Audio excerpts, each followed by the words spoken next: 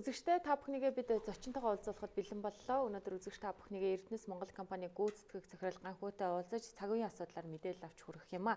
Тэгэхээр Эрдэнэс Монгол компани Эрдэнэс бонд гаргах ажлыг бас цагаан сарын өмнөхөн амжилттай хэрэгжүүллээ. Тэгэхээр үүний ард бас юу гэдгийг 6 сая төгрөг хүртэлх тэтгэврийн зээлтэй ахмадуудын асуудал шийдэгдэж байгаа боловч 6 сая төгрөгөөс бага тэтгэврийн зээл авсан мөн магадгүй одоо энэ зээл аваагүй ахмадууд Эрдэнэс бондын өр өгөөжийг хизээ хүртэх вэ гэдэг асуулт гарч ирж байна. Та энд хариулт өгөөч.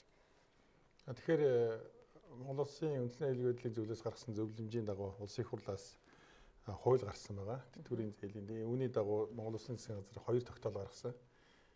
Засгийн газрын 49 50 дугаар тогтоол гэдэг энэ 2 тогтоолоор ер нь энэ тэтгэврийн зээлийн тодорхой хэсгийг тэгэлж байгаа энэ процесс үйл ажиллагааг ямар зохицуулттай явуулах вэ гэдэг ийм шийдвэрүүд нь гарсан байж байгаа. За үүний дагуу бол 6 сая хүртэлх зээлтэй 228 мянган иргэдийн нийтдээ 695 тэрбум төгрөгийн зээл бол ингээд тэглэгдсэн байгаа.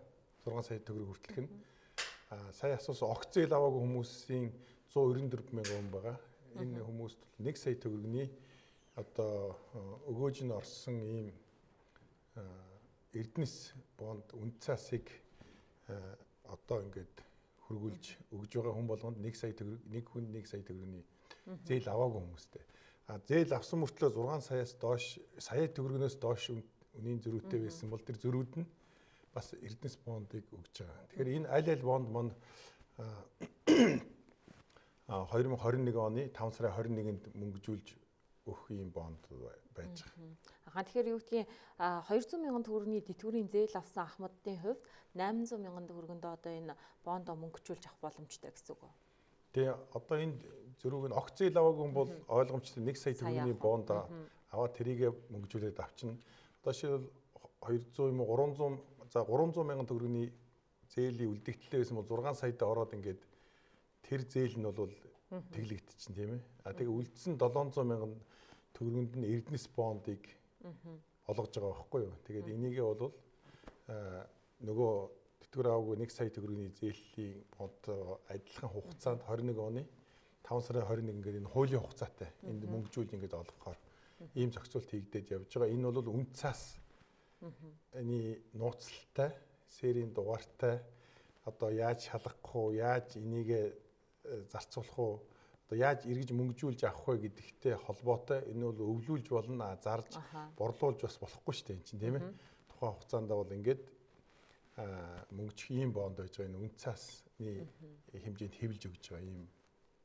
Үндсөлийн нэмэлт өөрчлөлтийн хүрээнд байгалийн баялагын өр өгөөжийн дийлэнхнийг ард түмэн одоо хүртэхийн эргэцсэн боломж бол бүрдсэн л дээ. Тэгэхээр үүнийг одоо яг энэ салхитын мөнгөний ордыг эдийн засгийн эргэлтэнд оруулснаар эхлүүлж байна гэдгийг бол оны өмнөхөн бас хөндөж байсан. Тэгэхээр энэ өөрөө одоо энэ нийгмийн халамжаас юугаараа ялгаатай, яагаад заавал ахмад насны тэтгэврийн зээлийг тэглэв гэд энэ асуултанд таныг хариултах болов уу гэж бодож байна. Тэгэхээр одоо үндсэндээ үндсэн хуулийн нэмэлт өөрчлөлт 6-гийн 2 дээр маш тодорхой заалтнууд орсон байж байгаа. Ялангуяа байгалийн баялагын үр шимийг одоо хүртээмжтэй байдлаар тэгш шударгаар ингэж одоо иргэддээ хүргэх. Одоо энэ байгалийн баялагын өгөөжийг бол бас улс орныхоо дараагийн одоо ирж байгаа жилүүдийн хөгжлийн гараа болсон тодорхой төслүүдэд бол бас зарцуулах ёстой. За энэ бол бас баялагын сангаараа дамжиж энэ хэрэгжих ёстой гэсэн ийм суурь зарчмын шийдлүүд бол одоо үндсэн хуулинд орцсон байж байгаа. Тэгээ үүнийг дагаад бас бусад зохицуултууд бол өөрчлөгдөд ингэж явах бах.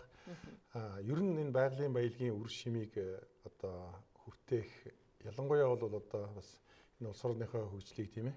Өдний хүртэл одоо авч явсан энэ ахмад буурлуудаа бас энэ үр шимээс нь эхний ээлжинд бол ийм зохицуултыг хийя гэсэн ийм одоо бас шийдвэр бол гараад за хуулинд гараад зохицуултын механизмууд нь бий болсны дараа бол манай компани энийг ингээд хэрэгжүүлэх үүрэгтэй ингээ хийгээд ахмадуудын бас үр шимийг бас эхний ээлжинд хүртэх ёстой гэж ингэж одоо хүртэж байгаа ийм л үйл явц болж байна. Тэгэхээр салхитын мөнгөний ордыг эдийн засгийн эргэлтэнд оруулахдаа одоо техник эдийн засгийн үндслэлийг нь бол дахин шинжилсэн гэсэн ийм мэдээлэл байна. Цаашдаа ордын нөөцийг бол нэмэгдүүлэх боломж байна гэдэг асуудал хөндөгдөж байна. Энэ дээр та хариулт өгөөч. За Эрдэнэс Монгол компаниас асуудлыг хариуцж байгаагүй үед энэ дээр хэрхэн яаж ажиллаж байгаа бол?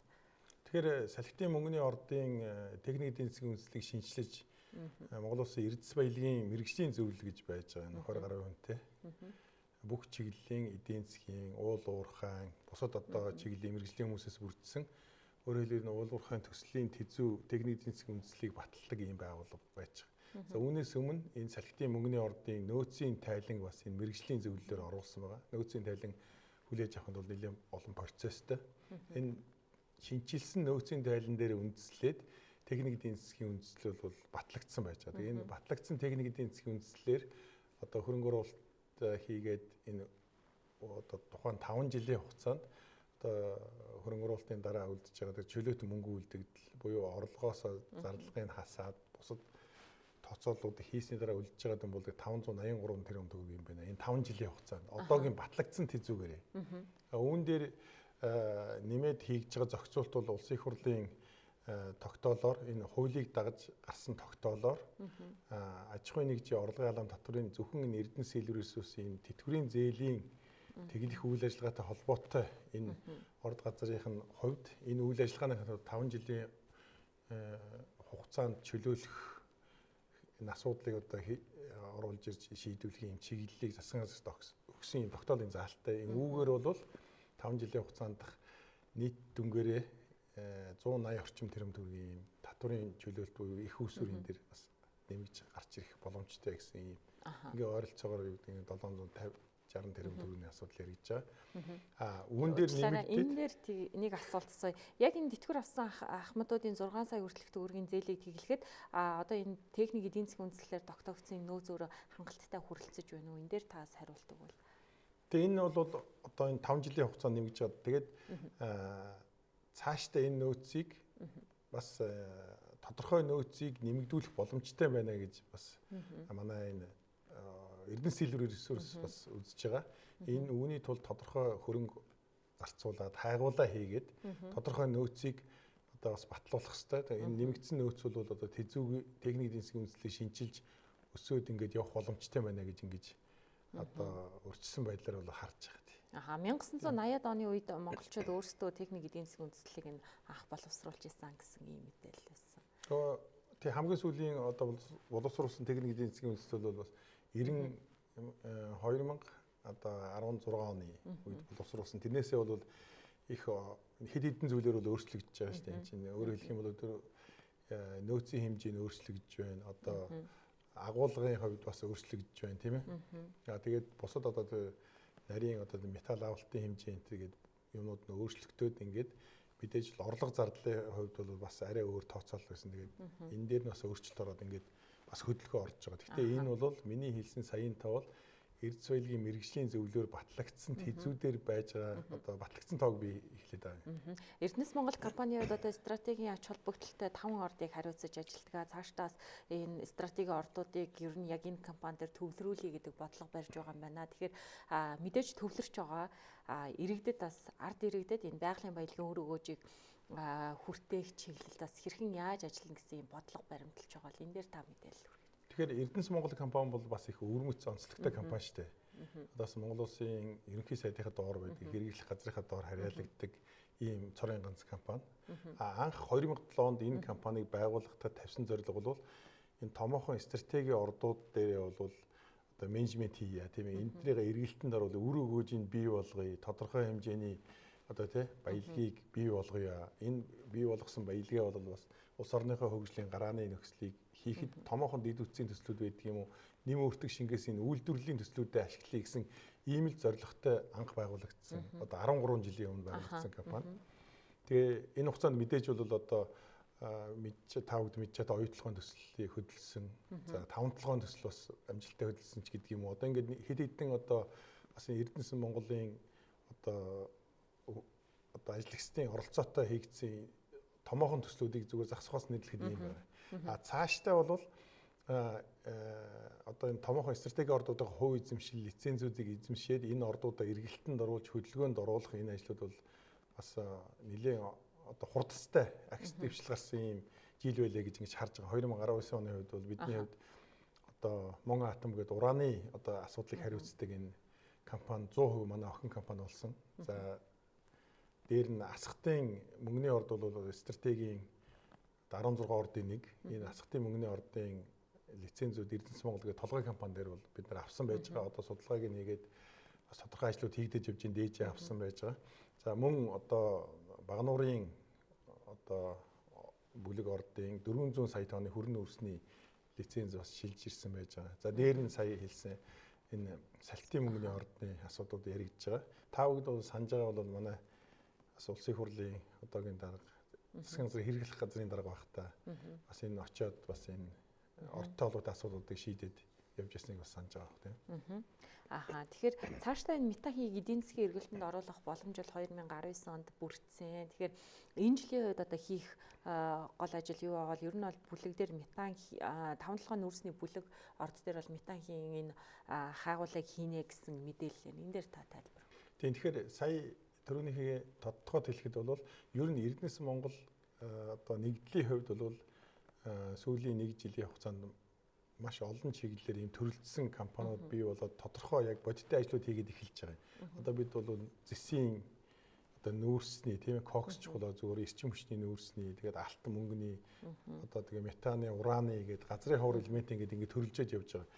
Тэгээ бид бас 19 онд гадны хөрөнгө оруулагчтай Австралийн хөрөнгө оруулагчтай хамтарч эхлүүлж чадсан төсөл бол энэ метаны төсөл байгаа. Австралийн Jed Метан гэж компани тодорхой хамтрагч болж орж ирээд манай 100 охин компани Эрдэнэс метан компанитай хамтраад 5-7 бүлэг орд дээр энэ хайгуул хийгээд тодорхой метаны бол илэрцүүд бол бодиттой гарсан. 5-7 орд бол өөрөө одоо 7 тэрбум орчим одоо нөөцний нийт нөөцтэй. Тэрний одоо 5.5-аас 6 орчим бол кокс нөөц гэдэг ийм нөөцтэй. Тэгээ энэ дээр бол заавал метан хий байгаа гэдэг нь бол тодорхой. Тэгээ энийг бол ямар хэмжээтэй байгаа юм одоо яаж тийм ээ одоо энийгээ үйлдвэрлэлийн нөөцт яаж тооцох уу гэдэг энэ хайгуулын ажил бол эцэлж хийгдэг байсны бол урьдчилсан эрлийн ажил хийгдсэн.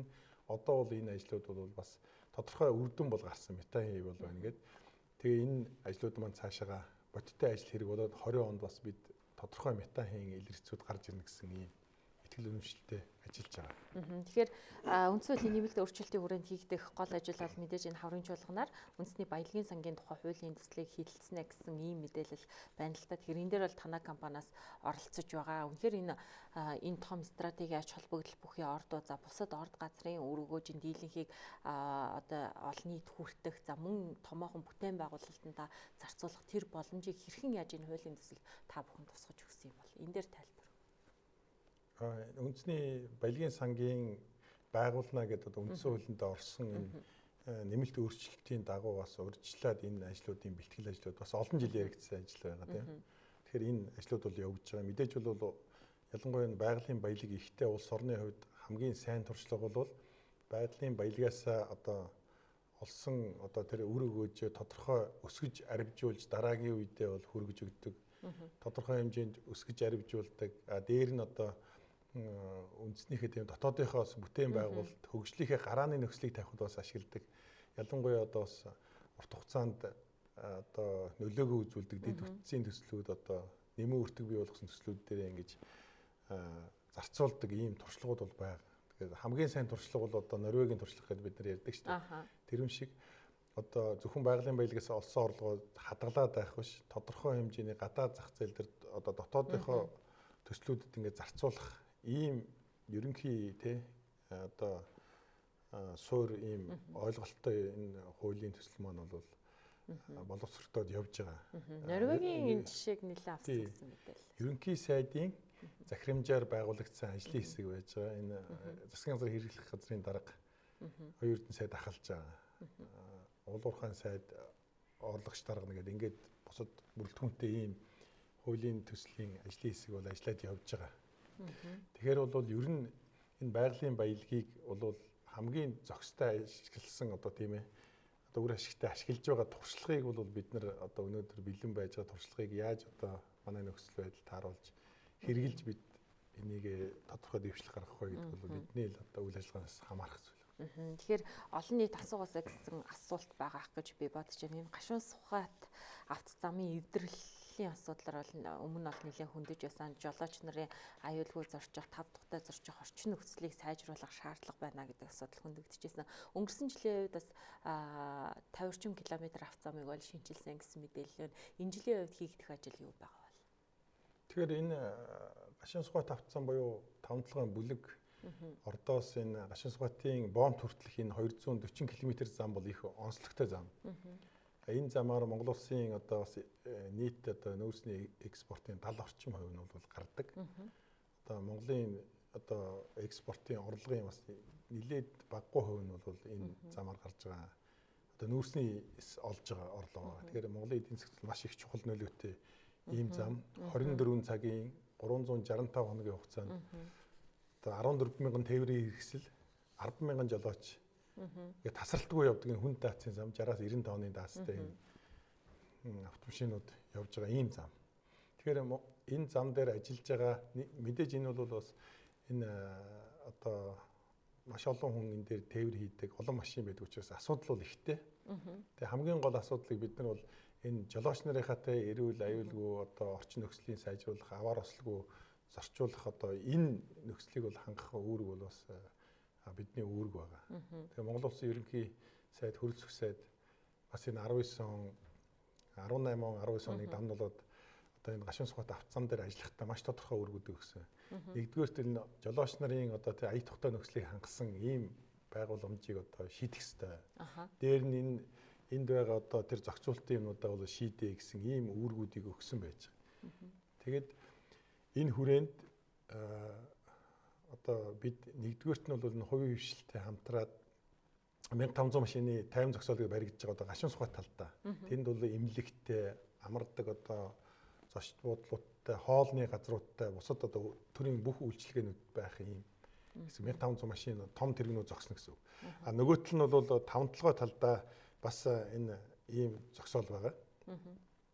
За мөн түнчлэн жил бүр одоо энэ жолооч нарынхаа эрүүл мэндийн үзлэг жилд нэг 4000 жолооч хамруулж байгаа. Нарийн мэргэжлийн үзлэг тэгээ зардал мөнгөний бүгдийг Эрдэнэс Монгол энэ гашуун сухат автозам маань хариуцаад ингэ явдаг. А дээр нь хамгийн гол асуудал бол бас энэ автозамын маань өөрийнх нь ингээд эвдрэл гэмтлээс шалтгаалаад аваар ослоо их гарч яана гэдэг асуудал бол маш их байдаг. Тэгэхээр энийг шийдэх хүрээнд бол өмнө нь бол мэдээж энэ онгорхой цорхой нүх байвал тэрийг бөглөөд явдаг байсан.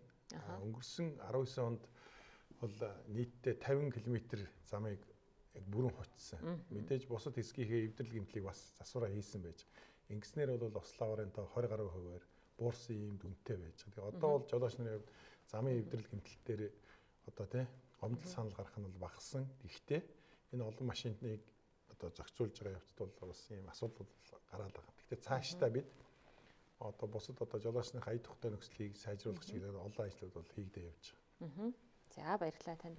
Үзэгчдээ бид та бүхэндээ онцлог зочноороо Эрдэнэс Монгол компани гүйцэтгэх захирал Ганхүүг оролцуулж цаг үеийн асуудлаар мэдээлэл хүргэлээ. За мэдээж иргэдийн тэтгэврийн зээлийг 6 хүртэлх сая төгрөгийн зээлийг тэглэсэн. Цаашаа зээл аваагүй ахмадууд болон 1 саяас бага одоо зээл авсан ахмадуудын асуудлыг хэрхэн шийдвэрлэх вэ? За мөн одоо энэ гашуун сухат чиглэлд одоо нүүрс тээвэрлэлт хийж байгаа жолооч нарын нийгмийн хамгааллын асуудал, аюулгүй байдал, эрүүл мэндийн асуудал хэрхэн анхаарах вэ зэрэг цаг үеийн мэдээллийг хүргэлээ анхаарлаа хандуулсанд баярлалаа.